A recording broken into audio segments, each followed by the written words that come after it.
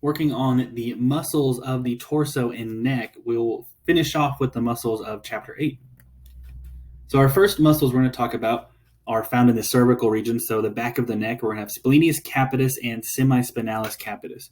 Semispinalis capitis is going to be deep or underneath splenius capitis. And so as we take a look, splenius capitis is actually going to also go out more laterally out to the ear. So this is going to be splenius capitis, whereas semispinalis capitis is going to be more medial, right along the vertebral column. And so what these muscles are doing, most of the muscles that we learn in this chapter, you just need to know the actions of them. So semispinalis capitis is just going to do extension and lateral flexion of the head. And splenius capitis is going to do extension and also rotation of the cervical vertebra and head. So here's a more put together picture of everything. Here is splenius capitis right here, going out laterally to the ear. And then semispinalis capitis right here, just deep to it. We also have to work on the erector spinae group. So these are fairly large muscles of the back. We're going to have spinalis thoracis, which is going to be right next to the vertebral column itself. And then in the middle, we're going to have longissimus thoracis. And then we're also going to have iliocostalis. And there's two sections of them we have to know. The thoracis will be in the same level as these upper two thoracics. And then also the lumborum, which will be the most inferior or in the lumbar region. So as we take a look, this first one right here is spinalis thoracis, so right next to the vertebral column. The middle one's going to be longissimus thoracis. And then we're going to have iliocostalis thoracis right here in the thoracic region, and then iliocostalis lumborum as it comes down here. Now in this thoracic region, you're going to see them present almost like this in a row 3. So one little saying that you can have for yourself to work on the back here for these 3 is I love spines. ILS for iliocostalis thoracis, longissimus thoracis, and then spinalis thoracis. And then the last one is just iliocostalis lumborum down here in the lumbar region.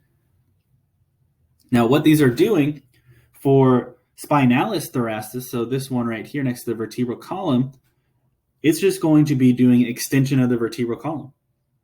Longissimus thoracis, what it does is it does extension and lateral flexion and rotation of the vertebral column. So not just bending backwards, but also rotating as well. And then iliocostalis thoracis is going to do the exact same thing, just extension, lateral flexion, and the rotation of the vertebral column.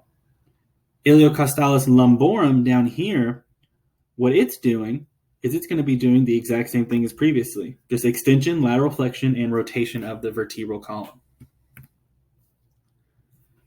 We're also going to have intercostal muscles. We'll have external intercostal muscles and internal intercostal muscles. And what you want to know is internal intercostal muscles are going to be deep to the external intercostal muscles. So as we take a look here, external, these are going to be involved with increasing the size of the thoracic cavity so more air can be filled into the lungs. So they're going to be involved with inspiration, breathing air in. And then deep to them, the internal intercostals are going to make the thoracic cavity compress so that air leaves the lungs, and that's going to be involved in expiration. For anterior torso muscles, these are going to be a lot of the abdominal muscles here. So our first one's going to be rectus abdominis. And this muscle is kind of what you think about when someone has abs showing. That is the rectus abdominis muscle.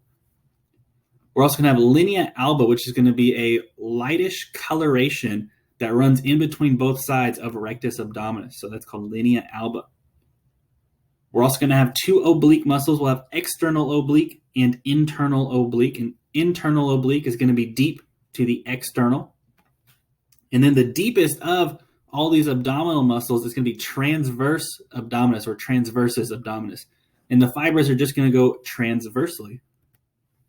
So as we take a look here, we see it. This is rectus abdominis right here. And there'd be another one underneath this side. And we have linea albus, this line that runs right in the center of it.